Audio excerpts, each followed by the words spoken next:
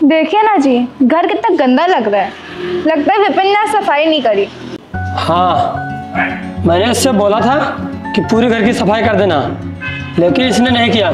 इसकी समझ में नहीं आता। इसने तो जीना हराम कर दिया है। पता नहीं इसके दिमाग में कोई बात क्यों नहीं घुसती है। आप जाके कहिए ना उससे कुछ। मैं अभी बताता हूँ इसको।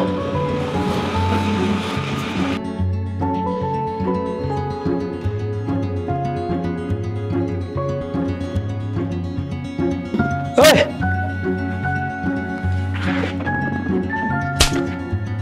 मैंने तुझसे क्या बोला था कि घर की पूरी सफाई हो जानी चाहिए, लेकिन तू यहाँ आराम से बैठकर फोन चला रहा है। मेरी बात क्यों नहीं मानता? मैंने घर की पूरी सफाई कर दी थी।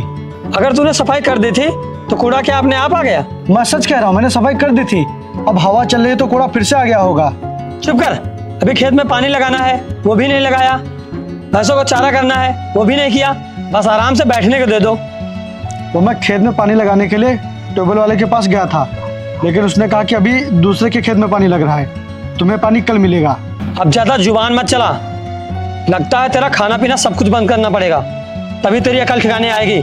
चल जा, भैंसों को चारा कर, उसका गोबर उठा। चल जा।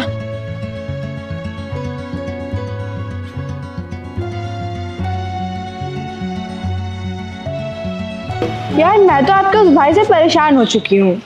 यार परेशान तो मैं भी रहता हूँ इससे। करूँ तो क्या करूँ? मेरे माँ बाप तो चले गए, लेकिन इसे मेरे गले मर गए। यार मेरे समझ में नहीं आ रहा है कि इसका मैं क्या करूँ। मेरे पास एक आइडिया है। क्या?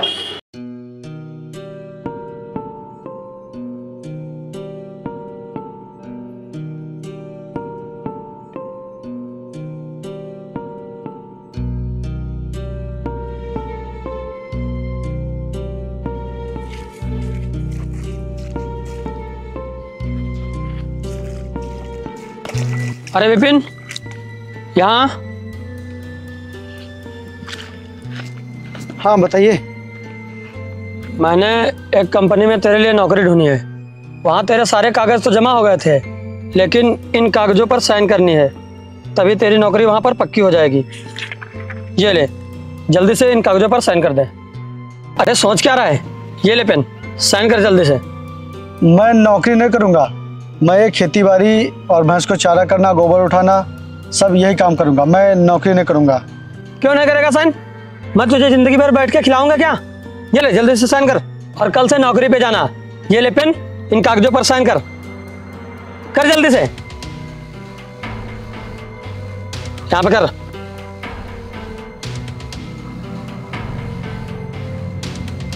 जा।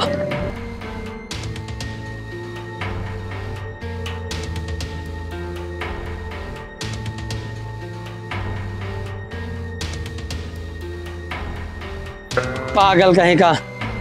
इसके नाम जितनी जमीन थी मैंने अपने नाम कर ली। अब इससे हमेशा हमेशा के लिए पीछा छूट जाएगा।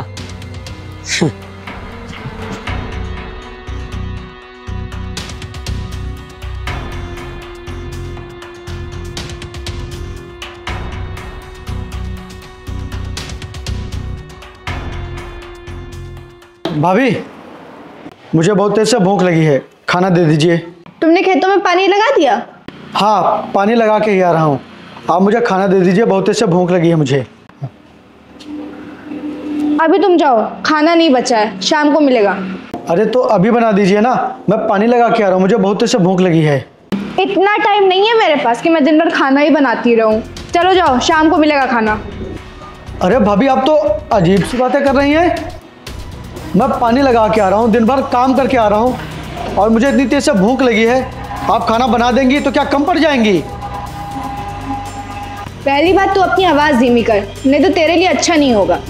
आवाज़ धीमी करके ही बात कर रहा हूँ। और आप इस घर में ब्याह कर क्यों आई हैं? इसीलिए ना कि आप हम लोगों को खाना बना कर दें। तो जाइए, आप जाकर खाना बनाइए। मैंने कह दिया ना, मैं खाना नहीं बनाऊंगी तो नहीं बनाऊंगी। भाभी, आपको खाना बनाना ही पड़ेगा। चुप कर। तू मेरी बीबी से ऊंची आवाज में बात करेगा? आज तक मैंने अपनी बीबी से ऊंची आवाज में बात नहीं की। तू कौन होता है करने वाला? तेरा बहुत हो गया। तू इस घर में अब नहीं रहेगा, तेरा बहुत ज्यादा हो गया। निकल इस घर से। भैया, आप कैसी बात कर रहे हैं? जितना हक आपका इस घर में है उतना हक मेरा भी है। अब तेरा इस घर पे कोई हक नहीं है। इस घर पे क्या, जमीन पे भी हक नहीं तेरा। और उस दिन जो तूने कागज पे साइन किए थे ना, वो नौकरी के नहीं बल्कि जमीन के कागज थे। तूने अपने हिस्से की जमीन मेरे नाम कर दी है। अब तेरा यहाँ कुछ भी नहीं है, निकल यहाँ से। आपने ये बहुत गलत किया भैया। गलत सही मुझे मत बता, निकल यहाँ से।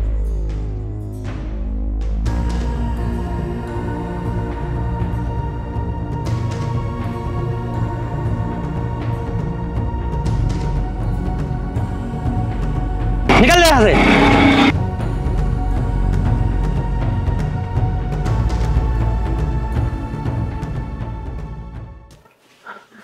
डॉक्टर साहब ये लीजिए, पूरे 50,000 रुपए हैं। मेरी बीबी का इलाज शुरू करिए, वो बहुत तकलीफ में है। देखिए, आपकी बीवी का ऑपरेशन करना पड़ेगा और उसमें 5 लाख का खर्चा आएगा। आप 4.5 लाख रुपए और जमा करवाइए, तभी मैं इलाज शुरू करूंगा।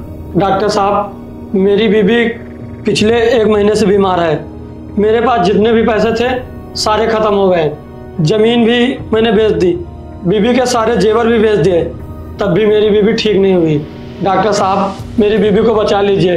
बहुत मुश्किल से मैंने ये 50,000 रुपए इकट्ठे किए हैं। ये पैसे लेकर मेरी बीबी का इलाज शुरू करिए। सॉरी, ये हॉस्पिटल है, कोई किराने की दुकान नहीं। जब तक आप पूरे पैसे जमा नहीं करेंगे तब तक हम इलाज नहीं करेंगे, समझे आप? डॉक्टर साहब ऐसा मत कहिए, मेरी बीबी का इलाज शुरू करिए, नहीं वो मर जाएगी। मैंने जब एक बार बोल दिया फिर भी समझ में नहीं आता क्या? Hello, okay sir, okay. अरे आपको पहले बताना चाहिए था। आपको ये सर से कॉल कराने की क्या जरूरत थी? आप जाइए, मैं आपकी बीवी का इलाज शुरू करता हूँ। आप ये पैसे भी ले जाइए। लेकिन डॉक्टर साहब अभी तो आप मना कर रहे थे। आप किसके कहने पर इलाज शुरू कर रहे हैं? वो मेरे फ़ोन पर एनआरटी कंपनी के मालिक का फ़ोन आया था और मैं उन्हीं के कहने पर तुम्हारी बीवी का इलाज शुरू करने जा रहा हूँ। ये कौन है? अरे ये इस सर के बहुत ही बड़े बिजनेसमैन हैं और इनकी बहुत ही बड़ी कंपनी है। अच्छा मैं चलता हूँ, मैं इलाज की तैयारी करता हूँ।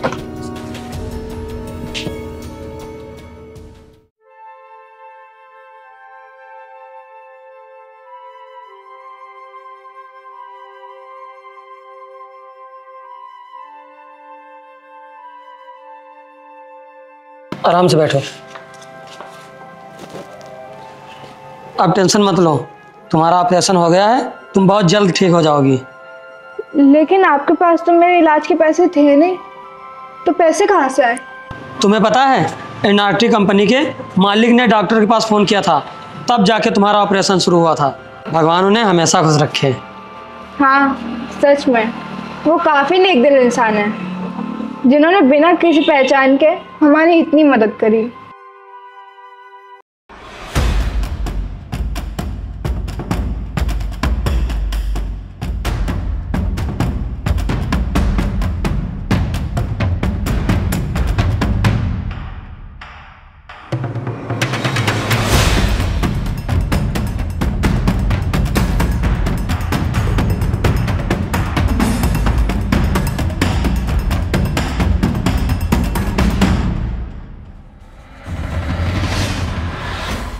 अरे विपिन तू?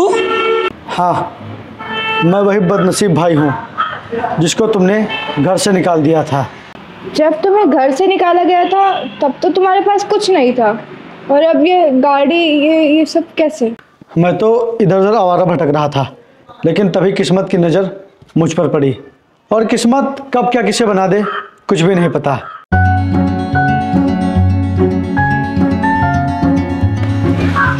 हेलो, हाँ डॉक्टर, हाँ वो तुम्हें पैसे बहुत ही जल्द मिल जाएंगे। ओके। पैसे मिल जाएंगे? इसका मतलब अंशी का ऑपरेशन तुम्हारे कहने पे किया गया था? हाँ, मैं ही हूँ एनआरटी कंपनी का मालिक। इसका मतलब एनआरटी कंपनी के मालिक तुम ही हो? भाई हम लोगों ने तेरे साथ कितना गलत किया, लेकिन फिर भी तूने हमारे साथ गलत होने से बचा लिया। हाँ, क्योंकि मैं जानता हूँ कि रिश्तों की अहमियत क्या होती है।